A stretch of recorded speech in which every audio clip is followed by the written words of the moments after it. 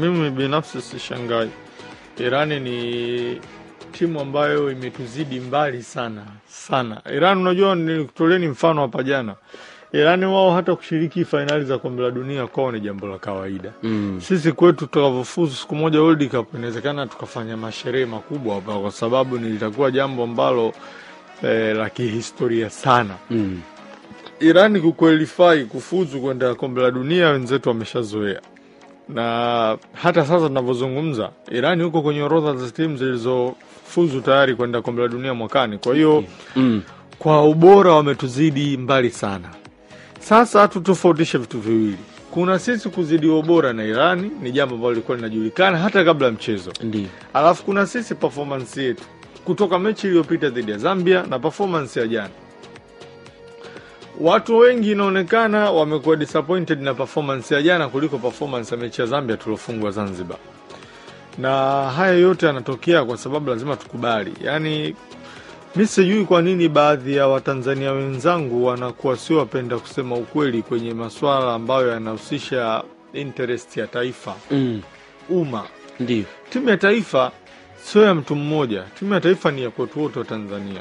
Kwa hiyo inapotokea tunaitolea maoni, tunatakiwa tuitolee maoni ya kuijenga timu ya taifa.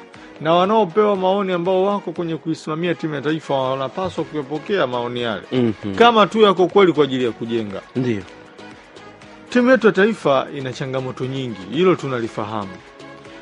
Ukiangalia changamoto tulizonazo zinaanzia kwenye ngazi tofauti tofauti. Kwenye ngazi ya shirikisho, kwenye ngazi ya walimu wetu wenyewe, lakini kwenye ngazi ya wachezaji. Huku kote sisi tuna shida.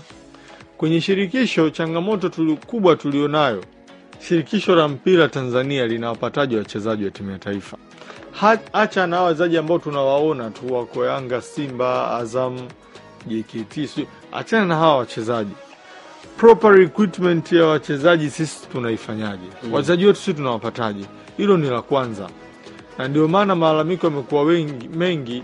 Mtaani kuna watu wana vipaji, wana uwezo kuliko baadhi ya wachezaji wengi waliokuwa kwenye timu yetu ya taifa. Hilo mimi naweza kulisema hivyo. Na kama wanabisha shirikisho waingie mitaani watawaona. Sasa hivi shirikisho limewatoa baadhi ya wachezaji chini huku linawaleta kwenye platform nzuri na waona mchezaji yuko mtaani. Ndio maana nitoa mfano hapa nikasema Mohamed Mchengero wakati alikuwa waziri wa michezo aliwahi kufanya hizo jitihada za kutaka kutafuta wachezaji kutokea chini. Na nikufungulie tu. Project hii ile tulikuwa na msaidizi wake Mchengero, tulikuwa tunaandaa idea ya kutafuta vipaji kutokea chini. Watu ambao huwa hawaonekani kwenye hizi platform za ligi kuu, ambao wako mtaani, kwa sababu Tanzania nilikutolea mfano tuko milioni 60. Tufanye wacheza mpira Tanzania nzima ni watu 1000 tu. Tanzania nzima. Wanda kuniambia sisi tunakosa wanaume 22, 23, 24 wa kwenda kulipambania taifa kimataifa. Mimi siamini. Naamini wapo. Ila sasa tunawapataje? Shirikisho lazima waje na mpango maalum ambao utakuwa endelevu. Yaani tunawapataje wachezaji wazuri? Ukiacha watu nao waona. Wako watu mtaani wanajua mpira na mpaka wanajiuliza mbona acheze ligi. Ndio unasikia ana connection, ana mtu wa kumshika mkono, ana hiki. Kwa hiyo ni shida ya kwanza timu ya taifa. Shida ya pili kwa walimu. Tuna walimu wengi wamesomea ukocha, lakini sio kila alosomea ukocha anafaa kukaa kwenye touchline. Mimi huwa naamini hivyo. Mimi huwa naamini hata kwa madaktari, wako madaktari ambao darasani walikuwa wa mwisho. Kwa hiyo hata ukija kwa makocha, inawezekana mtu kweli ni kocha, lazima tumheshimu, tukubali taaluma yake, amepata cheti, ni mwalimu amethibitishwa. Lakini sio kila mwalimu aliyesomea ukocha lazima akawe kocha kwenye touchline aifundishe timu. Wengine ndio unaona wanaingia na kwa kurugenzi wa ufundi kama Kenos Kamirambo ambaye ndio mkurugenzi wa ufundi wa shirikisho la mpira Tanzania. Wengine unawaona wana kazi yao ni kufanya analysis tu, ni kocha kwa taaluma, lakini kazi yake kusoma tu wapinzani wanachezaje, anatoa taarifa kwa mwalimu, anatoa ripoti. Sio kila mtu aliyosomea ukocha ana huo utashi wa kuweza kukaa kwenye benchi kuelekeza na nini. Na sisi lazima hapa tukubaliane, hatuna walimu wengi wenye uwezo mkubwa. Ndio. Sisi tuna walimu wachache wenye hizo level kubwa. Na wanapataje hizo channel? Mimi niwe kuwaza sisi tunakomaa kutaka wachezaji wetu tu watoke nje kucheza mpira nje ya Tanzania. Vipi makocha? mbona makocha wetu hawatoki? Yaani unafikiri wataenda kujifunzia wapi? Kwa sababu hii level ya mpira wanaofundisha wa ligi kuu yetu hapa, hii bado wanatakiwa wapate sehemu ambazo zina stiff competition, ushindani ni mkubwa. Mwalimu hata akienda kula kwa benchi la ufundi yuko kama kocha msaidizi au kama video analyst, huyu mwalimu bado atakuwa na mchango mkubwa kwa sababu atajifunza vitu vingi.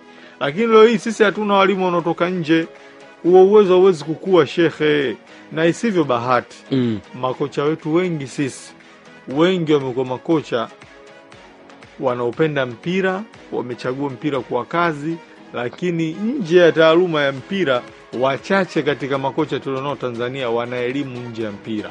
Na hizi elimu za nje ya mpira zinawasaidia sana makocha wa kigeni. Mimi nimewahi kupata bahati kukutana na kocha mmoja mkubwa kutoka Belgiji. Ndio. Akanieleza ukiacha taaluma yake ya ualimu, kasoma embryology, kasoma mambo mengi. Yaani mambo ambayo yanamsaidia kwenye kutengeneza maarifa yake, akiunganisha na maarifa ya mpira, anapata kitu kizuri anachokitaka. Na ndio maana sisi makocha wetu kwenda nje ni nadra. Yaani ukimtoa CV ya ukocha, haya tuambie nje ya mpira una taaluma gani? Kocha taaluma iko chini. Mataifa yanayoendelea kimpira, kocha huwezi kuwa hivyo kirahisi. Lazima uwe na mambo mengi ya kuofa kwenye timu. Wewe leo hii tukitoka kwenye ngazi ya shirikisho na ngazi hii ya makocha, tuje kwa wachezaji. Wachezaji hapa nitakaozungumzia sio ambao wako mtaani hawajapata nafasi. Mimi nawazungumzia wachezaji wanaoitwa timu ya taifa. Ndio. Mimi ndo maana huwa nakwambia wachezaji tulionao sisi kwenye level yetu ya ligi kuu, wengi cheo kafanya utafiti utagundua sio wachezaji walioandaliwa kuwa pale walipo. Ile imetokea, yani from nowhere mchezaji anatoka alikotoka kaonekana na uwezo kusajiliwa. Ndio. Sisi hatuzalishi wachezaji, na ile lazima shirikisho pia waliangalie kutokuzalisha wachezaji. Leo hii cheo mchezaji unamuona anacheza Mtibwa, timu msimu unavoisha anaama Mtibwa anaenda Namungo, anatoka Namungo anaenda zake Dodoma Jiji, akitoka Dodoma Jiji anaenda Coastal Union, akitoka Coastal Union anaenda Mashujaa. Mchezaji wewe mmoja kwa mfano. Ndio. Huyu mchezaji unajiuliza kwa nini anaama hizo timu zote? Na sio kwamba ana uwezo wake ni wa kawaida mno. Lakini kwa nini natokea hivyo? Kwa sababu timu za ligi kuu zinajua kabisa huku chini hakuna sehemu ambako tunazalisha wachezaji. Yaani Tanzania hatuzalishi wachezaji. Tafsiri yake ni kwamba inabidi wagombanie hivyo wanavyoviona huko kwenye ligi kuu. Ndio mchezaji mmoja unamshangaa kashacheza timu za ligi kuu 4, 5, 6 ndani ya misimu 4, 5. Unajiuliza mchezaji mzuri angekuwa anaondokaje kwa kucheza timu msimu mmoja kila timu? Lakini unagundua ni kwa sababu Tanzania hatuzalishi wachezaji. Kwenye ligi kuu wachezaji wengi wanaocheza imetokea zali, wengine wameonekana wamepata connection wanacheza ligi, lakini kwa kuwa hatuzalishi wachezaji wale wanaocheza ligi kuu unakuta wakiitwa timu ya taifa ndio haya mapicha tunayoyaona kama jana mloko mnaangalia. Lakini ukisema utafuta wachezaji wanaoanzia chini wameandaliwa, utaileta ligi kuu hapa itakuwa na wachezaji wengi wenye level kubwa wa kushindana kwa sababu wameandaliwa vizuri kwenye misingi ya mpira. Kwa hiyo hizi ni shida tatu ambazo tuko nazo. Ndio. Tuna shida kwenye namna tunawazalisha wachezaji. Tanzania hatuzalishi wachezaji. Sisi tunachukua wachezaji from nowhere. Idinado alionekana kwenye mashindano ya mpira wa miguu mitaani huku, watu wakamchukua kaenda Mbeya City, baadaye safari yake Azam. Lakini unajiuliza yule Idinado kama ndo alitokea mtaani huko vile, vipi angekuwa ameandaliwa? Na mtaani kuna kina Idinado wangapi?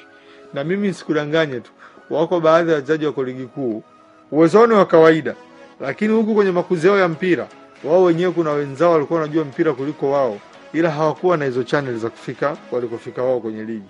Kwa hiyo maana nasema mimi natamani hizi shida tatu tuzitibu. Ndio. Yaani eneo la shirikisho wasimamie vizuri wachezaji wanapatikanaje, wanapatikana wapi, wanatafutwa na nani, na vigezo vipi vimfanye mchezaji apandishwe kuja kwenye hizi platform kubwa aonekane. Sio kwa sababu anajuana na mtu fulani yani, au sio kwa sababu ametoa kitita yani ndio aje kucheza. Alafu eneo la makocha, tuzalishe makocha wengi wenye taaluma nyingi. Yaani watuwe na makocha wengi wenye uwezo na watengenezwe mazingira watoke wakajifunza nje kufundisha. Wasikomae na hii ligi kuu yetu hapa ambayo washindani ni wawili tu, Yanga na Simba. Alafu wachezaji tuzalishe wachezaji. Tusiwe tunapapatu. Ndio maana Tanzania kesi kwenye usajili dirisha likifungwa, kesi za usajili ni nyingi, mchezaji mmoja anagombaniwa. Ni kwa sababu watu wanagombania vilivyopo, bidhaa zilizopo. Ila nani anazalisha hizo bidhaa? Ndio. Wachezaji hatudhalishi sisi, wanatoka from nowhere.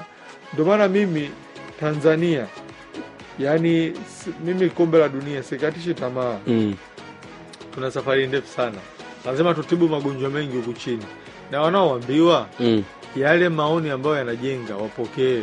Yani timu ya taifa sio ya baba yake mtu, sio ya mama yake mtu. Ni timu ya Watanzania wote. Wewe ukikaa unawaongoza wengine kwenye mpira. Ndio.